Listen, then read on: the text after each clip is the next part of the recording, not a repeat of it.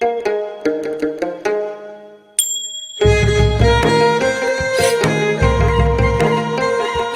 नेपालद्वारा तानसेन नगरपालिका पाल्पाको समन्वयमा तथा देववाणी संस्कृत तथा साधारण मावि, जनप्रिय मावि र लुम्बिनी मावि पाल्पाको सहकार्यमा उत्पादित यो कार्यक्रम ग्रिन तारा नेपाल, फेडो नेपाल र ऋण नेपालबाट संयुक्त रूपमा सञ्चालित स्ट्रङ गर्ल्स प्रोजेक्टको एक अंश हो। यसमा करुणा जर्मनी तथा जर्मन सरकार BMZ को आर्थिक सहयोग रहेको छ। कोभिड-19 को कारणबाट घरमै रहेका बालबालिकाहरूको पठन पाठनमा सहजता ल्याउने उद्देश्यले यो हेर्दै सिक्दै कार्यक्रम तयार गरिएको हो।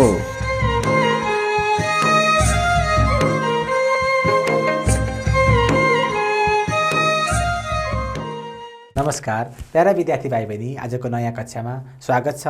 म अनिवार्य सामाजिक अध्ययन विषय शिक्षक एकराज गेवाली। सिरङ्ग टेलिभिजनबाट प्रसारण भइरहेको कार्यक्रम हेर्दै सिक्दै यो कार्यक्रम ऋण नेपालको सहयोगमा उत्पादित कार्यक्रम हो। मलाई विश्वास छ विद्यार्थी भाइ बहिनीले घरमै बसेर यो विश्वभरि फैलिएको महामारी कोरोनाबाट बच्दै यो कार्यक्रम हेर्दै हुनुहुन्छ। म पनि 20 सेकेन्ड साबुन पानीले हात धोएर उपस्थित भइसकेको छु। मलाई विश्वास छ विद्यार्थी भाइ बहिनी पनि घरमै बस्नुहोला, सुरक्षित रहनुहोला, यी हामीले देखाइएका क्रियाकलापहरू हेर्दै जानुहोला। विद्यार्थी भाइ बहिनीबाट सकारात्मक प्रतिक्रियाको अपेक्षासहित म आज कक्षा सुरु गर्न चाहन्छु। हिजोको कक्षामा पनि हामीले पढेका कुराहरू के रिभ्यू गऱ्यौँ है भाइ बहिनी। हिजोको कक्षामा हामीले के पढेका थियौँ सम्झना छ? ठिक छ, विद्यार्थी भाइ बहिनीले सम्झाउनु भएको छ। हामीले हिजो संविधान भनेको के हो, असल संविधानका विशेषताहरू के हुन्, संविधान र विद्यालयको नियमको बिचमा के फरक छ भन्ने विषयमा छलफल गरेका छौँ। र नेपालको अहिलेको संविधान नेपालको इतिहासमै जनताका प्रतिनिधिद्वारा लेखिएको पहिलो संविधान हो, जसलाई हामी नेपालको संविधान भन्छौँ। जसलाई सम्झिनको लागि नेपालको संविधान 2072 भन्दा पनि फरक पर्दैन। यी हाम्रा तत्कालीन हाम्रो राष्ट्रपति पूर्व राष्ट्रपति रामवरण यादवले नेपालको संविधान 2072लाई विक्रम सम्मत कहिले भाइ बहिनी 2072 सालको असोज 3 गते संविधान सभा मार्फत चाहिँ घोषणा गर्दै गरेको एउटा तस्बिर विद्यार्थी माझ राखेँ। अब संविधान भनेको के सुन्नुभएको छ, हिजोको कक्षामा पनि हामीले अध्ययन गरिसकेका छौँ विद्यार्थी भाइ बहिनी। यसर्थ यसलाई म धेरै टाइम लिन चाहन्न, विद्यार्थी भाइ बहिनीले भनेका कुराहरूलाई हेर्दै जाउँ है। राज्य सञ्चालन गर्ने सबैभन्दा ठुलो कानुन संविधान हो। ठिक छ, हिजो पनि हामीले चर्चा गऱ्यौँ। देशका अन्य सबै कानुनहरू यसका आधारमा बन्छन्। देशका सबै कानुनहरू यसै संविधानका आधारमा बन्छन्। The biggest law governing the state is the constitutions and all the other laws of the countries are based on this. जस्तै संविधान मौलिक कानुनहरूको एक समूह हो। The constitution is the set of fundamental laws. संविधान भनेको एक सङ्गठित सिद्धान्त हो जसले राष्ट्रलाई सही दिशामा प्रशासित गर्छ। संविधान भनेको एक सङ्गठित सिद्धान्त हो जसले राष्ट्रलाई सही दिशामा कता लैजाने भन्ने कुरा संविधानको आधारमा निर्धारण हुन्छ भाइ बहिनी। The constitution is an organising principles that administrates a nation in the right directions in the right path according to the constitution. संविधानलाई हामी देशको मूल कानुन पनि भन्छौँ। It is the supreme law of the country र ती कानुनका आधारमा मुलुकको शासन व्यवस्था सञ्चालन हुन्छ भाइ बहिनी। The constitution is also called the supreme law of the country and the law of the land is govern by these laws. हिजोसम्म हामी त्यो कुराहरू चर्चा गरेका थियौँ र भाइ बहिनीले घरमा गएर मलाई विश्वास छ विद्यार्थी भाइ बहिनीले संविधान हेरिसक्नु भएको छ। संविधानको बारेमा धेरै कुरा भाइ बहिनीलाई थाहा भइसकेको छ। त्यसो भए वर्तमान नेपालको संविधानमा कति भाग, धारा र अनुसूची रहेका छन्? संविधान मैले हिजो विद्यार्थी भाइ बहिनीलाई मोबाइलमा एप्समा गएर पनि हेर्न सक्नुहुनेछ, डाउनलोड गरेर प्ले स्टोरबाट पनि भनेको थिएँ, अथवा संविधानको पुस्तक किनेर अध्ययन गर्नुहोला भनेको थिएँ। कतिजनाको घरमा किन्नुभयो? धेरैले लिनुभएछ। ल त्यसबाट यो कुरा पत्ता लगाउनुहुन्छ होला, नेपालको संविधानमा कति भाग, धारा र अनुसूचित रहेका छन् विद्यार्थी भाइ बहिनी। नेपालको वर्तमान संविधानमा कति भाग, कति धारा र कति अनुसूची रहेका छन्? पत्ता लगाउनुहोस् त, भन्नुहोस् त भाइ बहिनी। ल आयो है, एन्सर सही आयो, एकदम राम्रो छ। वर्तमान नेपालको संविधानमा 35 भाग, 308 धारा र 9 अनुसूची रहेका छन् भाइ बहिनी। नेपालको वर्तमान संविधानमा कति भाग भाइ बहिनी? 35 भाग। There are 35 parts. कति धारा पनि गर्नुभएको रहेछ नि विद्यार्थी भाइ बहिनीले हो। कति धारा छन् विद्यार्थी भाइ बहिनी? अन्तिममा हेर्नुभएको थियो? ल तपाईँले भनेको कुरा सही छ विद्यार्थी भाइ बहिनीले। 308 धारा र 9वटा के अनुसूची रहेका छन् संविधानमा। यो पनि एउटा राम्रो कहिलेकाहीँ हाजिर जवाफको प्रश्नको लागि पनि एउटा महत्त्वपूर्ण प्रश्न छ है। There are 35 parts, 308 articles and 9 schedules are there in our present constitution of Nepal 2072.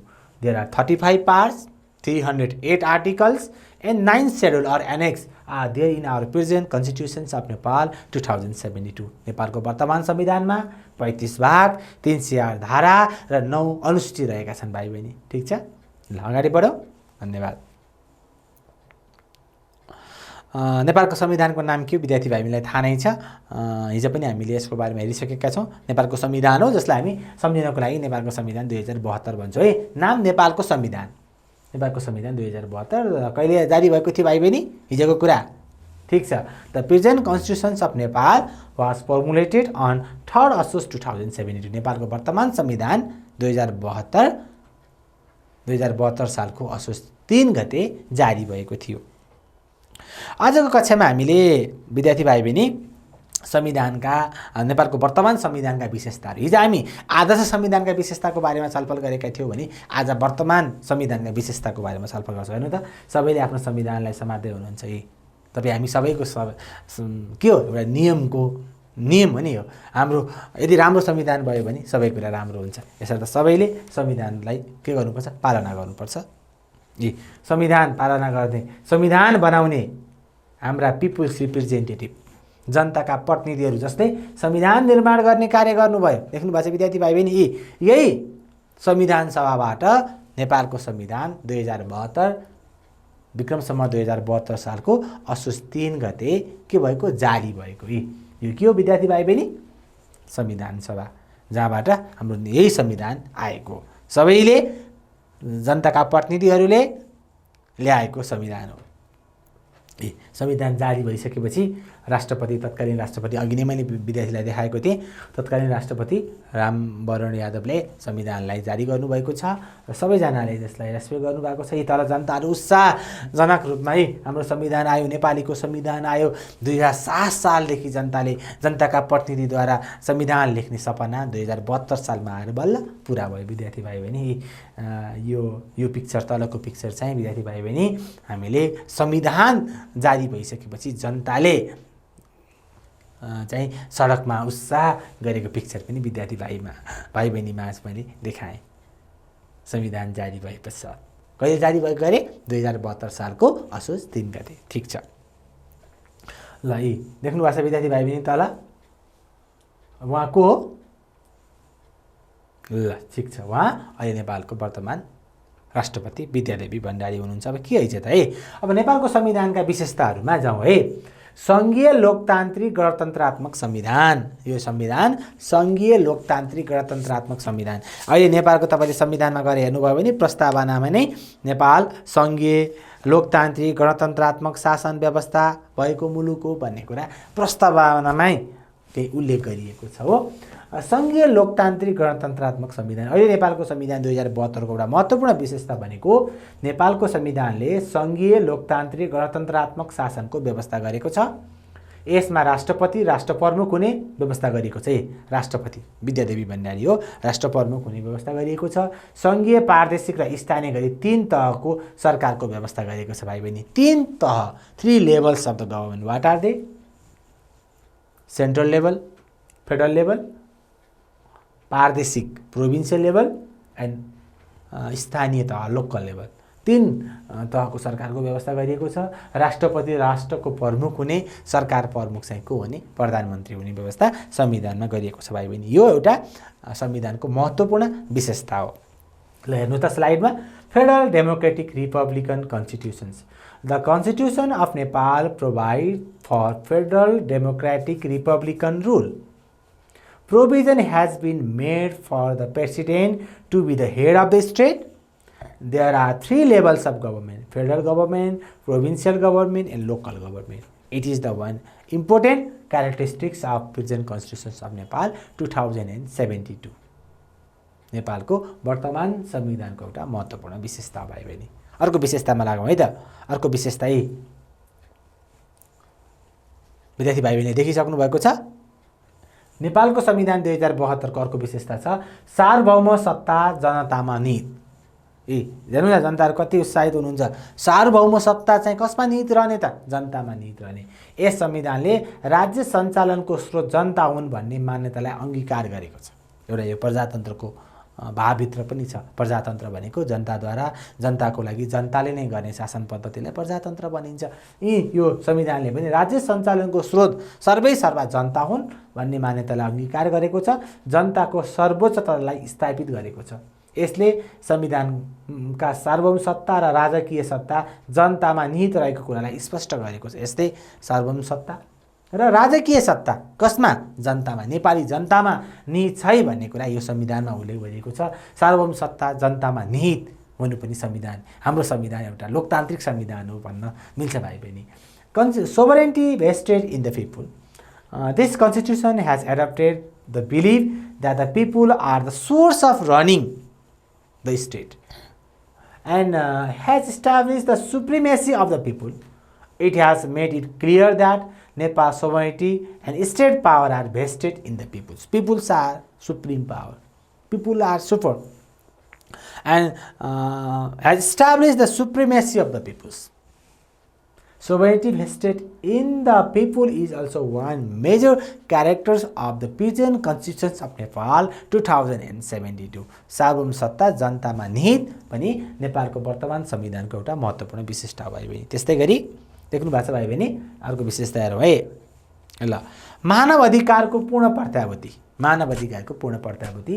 यस संविधानले मानव अधिकारको विश्वव्यापी घोषणाका प्रावधानलाई स्वीकार गरेको छ र यसले जनताको मौलिक हक पूर्ण प्रत्याभूति गरेको छ। जनताका मौलिक हकहरू नेपालको संविधान हिजो पनि भाइ बहिनीले भनेको थिएँ, नेपालको संविधानको भाग 3 मा मौलिक हकको व्यवस्था गरिएको छ र हाम्रो संविधान नेपालको संविधानले मानव अधिकारको विश्वव्यापी घोषणापत्रलाई पनि को प्रावधानलाई पनि स्वीकार गरेको छ। यसर्थ हाम्रो संविधानमा पूर्ण रूपमा मानव अधिकारको प्रत्याभूति भएको छ भन्दा यो एउटा महत्त्वपूर्ण विशेषता मान्न सकिन्छ भाइ बहिनी। Full guarantee of the human rights. This constitution recognizes the provisions of the Universal Declaration of Human Rights. It has fully guaranteed the fundamental rights of the peoples. It has fully guaranteed the fundamental rights of the peoples. This constitution recognizes the provisions of the Universal Declaration of Human Rights. Universal Declaration of Human Rights. यस संविधानले मानव अधिकारको विश्वव्यापी घोषणापत्र लाई स्वीकार गरेको छ भाइ बहिनी। मानव अधिकारको पूर्ण प्रत्याभूति पनि हाम्रो नेपालको संविधान 2072 को एउटा महत्त्वपूर्ण विशेषतामा पर्दछ। त्यस्तै गरी विद्यार्थी भाइ बहिनी देख्नु भएको छ यो के होला? अनुमान लाउनुस् त। ठीक छ, तपाईले गरेको अनुमान ठीक छ। यो नेपालको सर्वोच्च न्यायिक निकाय, सर्वोच्च अदालत हो र स्वतन्त्र न्यायपालिका र कानुनी राज्य, स्वतन्त्र न्यायपालिका र कानुनी राज्य पनि वर्तमान संविधानको एउटा महत्त्वपूर्ण विशेषतामा पर्छ भाइ बहिनी। यस संविधानले स्वतन्त्र न्यायपालिका र कानुनी राज्यको अवधारणालाई आत्मसात गरेको छ। यस संविधानले स्वतन्त्र न्यायपालिका र कानुनी राज्यको अवधारणालाई आत्मसात गरेको छ। कानुनको नजरमा सबै समान हुने, कानुन बमोजिम बाहेक कसैलाई सजाय नहुने, कानुनको समान संरक्षणबाट कसैलाई पनि वञ्चित नगरिने व्यवस्था गरिएको छ। साथै सर्वोच्च, उच्च र जिल्ला गरी 3 तहको अदालतको व्यवस्था गरिएको छ। 3 तहको अदालत नेपालमा सर्वोच्च अदालत, उच्च अदालत, हरेक प्रदेशमा एउटा उच्च अदालत रहने र हरेक जिल्लामा एउटा जिल्ला अदालत रहने व्यवस्था गरिएको छ। नेपालमा एउटा सर्वोच्च अदालत रहेको छ। 7 वटा प्रदेश छन् भाइ बहिनी, 7 वटा के अदालत? उच्च अदालत र 77 जिल्ला। नेपालमा 77 वटा जिल्ला छन् र 77 वटा डिस्ट्रिक्ट अथवा जिल्ला अदालत रहने व्यवस्था पनि संविधानमा उल्लेख गरिएको छ। न्यायपालिकालाई कुनै पनि किसिमबाट हस्तक्षेप नगर्ने गरी स्वतन्त्र न्यायपालिका र कानुनी राज्यको व्यवस्था पनि नेपालको संविधानको एउटा महत्त्वपूर्ण विशेषता पर्दछ। Independent judiciary and rule of the law. This constitution has adopted the concept of independent judiciary and the rule of law. Provision has been made for all to be equal before the law. No one to be punished except in accordance with the law, and no one to be deprived of equal protection of the law. In addition, there are 3 levels of court, namely Supreme Court, High Court and District Court. 1 Supreme Court, 7 High Court and 77 District Courts are there in our country, Nepal. This constitution has adopted the concept of independent judiciary and rule of the law. कानुनको नजरमा सबै समान हुन्छन्, कानुनको हिसाबले कसैलाई पनि विभेद गर्न पाइदैन भन्ने कुरा संविधानले नै प्रत्याभूति गरेको छ भाइ बहिनी। यो पनि हाम्रो नेपालको संविधानको एउटा महत्त्वपूर्ण विशेषता हो। ठीक छ ल। त्यस्तै अर्को विशेषता रहेको छ बहुदलीय प्रतिस्पर्धा। यस संविधानले आफ्नो विचारधारा र दर्शन अनुरूप राजनीतिक दलहरू खोल्न, सञ्चालन गर्न र जनताको समर्थन प्राप्त गर्न पाइने व्यवस्था गरेको छ। संविधानको भावना अनुरूप हुने गरी खोलिएका कुनै पनि राजनीतिक दलमाथि दलहरूमाथि प्रतिबन्धलाई संविधानले अमान्य गरेको छ। राजनीतिक दल खोल्न पाइने, राजनीति गर्न पाइने कुरा पनि नेपालको संविधानमा उल्लेख गरेको छ भाइ बहिनी। Multi-party competition is mentioned. It is also one major character of our present constitutions of Nepal. This constitution provides for the opening, operation of the political parties and gaining the support of the people in accordance with its ideology and philosophy. The constitution has invalidated the ban on any political party open in the spirit of the constitutions. It is the one major characters. बहुदलीय प्रतिस्पर्धा, सबै किसिम बहुदलीय हरेक किसिमका दलहरूले जनताका मतहरू collection गर्न पाउँछन्, त्यो कुरा पनि संविधानमा उल्लेख छ भाइ बहिनी। देख्नु भएको छ, यो पहिला यसलाई संविधान सभा भनिन्थ्यो र अहिले यसलाई संसद भवन अथवा प्रतिनिधि सभा, अहिले चाहिँ नेपालको प्रतिनिधि सभाको भवन यही हो विद्यार्थी भाइ बहिनी। अब अर्को विषय हेर्नु त, यो भित्रबाट पनि विद्यार्थी भाइ बहिनी बुझ्नु भएको छ, विभिन्न किसिमका जात, धर्म, लिङ्ग, भाषा का व्यक्तिहरू नेपालमा बसोबास गर्नुहुन्छ। नेपालको संविधान पनि समावेशी संविधान छ। यस संविधानले जात, जाति, वर्ण, भाषा, धर्म, लिङ्गका आधारमा कुनै किसिमको भेदभाव नगर्ने, सबैको पहिचानको सम्मान गर्ने कुरा उल्लेख गरेको छ। यसैगरी सामाजिक उत्पीडनमा परेका व्यक्ति तथा समुदायको उत्थान गर्ने र सामाजिक न्याय स्थापित गर्ने कुरामा समेत जोड दिएको छ। तसर्थ यस संविधानलाई समावेशी संविधानको रूपमा लिन सकिन्छ। सबै क्षेत्र, वर्ग, वर्णका व्यक्तिहरूलाई समान रूपमा मौका दिएको हुँदा यसलाई हामी समावेशी संविधान भन्छौँ भाइ बहिनी। Inclusive constitution, this constitution state that there will be no discrimination on the basis of caste, creed, language, religions, gender and respect for the identity of all. Similarly, emphasis has been laid on uplifting the socially oppressed individual and communities and establishing social justice. Therefore, this constitution can be considered as the inclusive constitution. सबै किसिमका जात, जाति, वर्ग, वर्णका व्यक्तिहरूलाई समान अधिकार दिएको हुँदा यसलाई हामी समावेशी संविधान भन्छौँ। यी नेपाल विद्यार्थी भाइ बहिनी देख्न सक्नुहुन्छ, विभिन्न किसिमका जात, जाति, धर्म मान्ने मानिसहरूको एउटा साझा थलो हो र संविधान पनि सोही अनुरूप नै छ। त्यस्तै हेर्नु त विद्यार्थी भाइ बहिनीले देखिसक्नु भएको छ, यी सबै किसिमका धर्म मान्ने मानिसहरू एकजुट भएको तस्बिरबाट पनि प्रष्ट भएको छ। धर्मनिरपेक्षता नेपाल, धर्मनिरपेक्षता राष्ट्र, यो कुरा पनि संविधानमा उल्लेख गरिएको छ। यस संविधानले नेपाललाई धर्मनिरपेक्ष राष्ट्रको रूपमा स्थापित गरेको छ र विभिन्न धर्मका बीचमा समानता एवं सहअस्तित्वका आधारमा स्वस्थ र सुमधुर सामाजिक सम्बन्ध विकसित गर्ने कुरा यस संविधानमा उल्लेख गरिएको छ। सबै किसिमका धर्म मान्नेहरू बीचमा कुनै पनि किसिमको विवाद नरहने, हरेक किसिमको धर्म चाहिँ मान्न पाइने किसिमको कुरा पनि संविधानमा उल्लेख गरिएको छ। संविधानले नेपाललाई धर्मनिरपेक्ष राष्ट्रको रूपमा स्थापित गरेको छ। This constitution has established Nepal as a secular nation. The constitution state that healthy and harmonious social relations should be developed on the basis of equality and coexistence between different religions. त्यसमै विद्यार्थी भाइ बहिनीलाई लाग्न सक्छ धर्मनिरपेक्षता भनेको के हो, एकचोटि हेरौँ है त यसको डिफिनेसन। धर्मनिरपेक्षता भनेको के हो त? What is secularism? र राज्यले कुनै धर्म र धार्मिक आस्था भएका व्यक्ति र समुदायको पक्ष नलिई सबैलाई समान व्यवहार, सम्मान र सम्भाव प्रकट गर्नु नै धर्मनिरपेक्षता हो भाइ बहिनी। राज्यले कुनै धर्म, धार्मिक आस्था भएका व्यक्ति र समुदायको पक्ष नलिई सबैलाई समान व्यवहार गर्नु भनेको अथवा सम्भाव प्रकट गर्नु भनेको नै धर्मनिरपेक्षता हो। Secularism is the provision of having no any official or state religions, and secularism is the state treats everyone equally with the respect and equality without taking the side of individual and communities of any religions or faith. That is called secularism. ल अहिलेसम्म हामीले पढेका संविधानका विशेषतामा अर्को अन्तिम विशेषता छ भाइ बहिनी, प्रत्यक्ष र समानुपातिक मिश्रित निर्वाचन प्रणाली।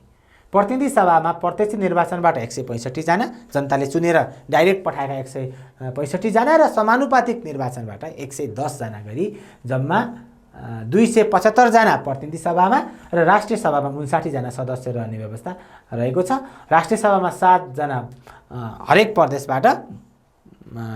हरेक 7 प्रदेशबाट 8 जनाको दरले 8 7 56 विद्यार्थी भाइ बहिनी है।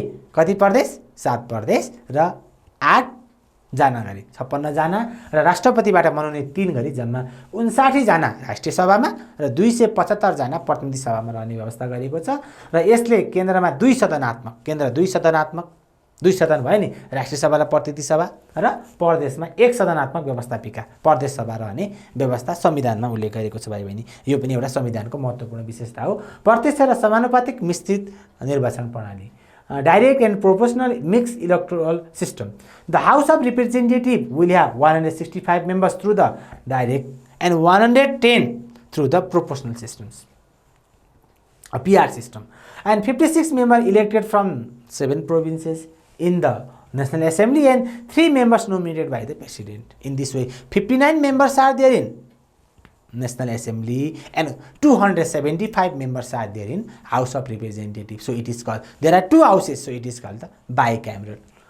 It has ensured the bicameral legislature at the center and the unicameral legislature in the every province or state.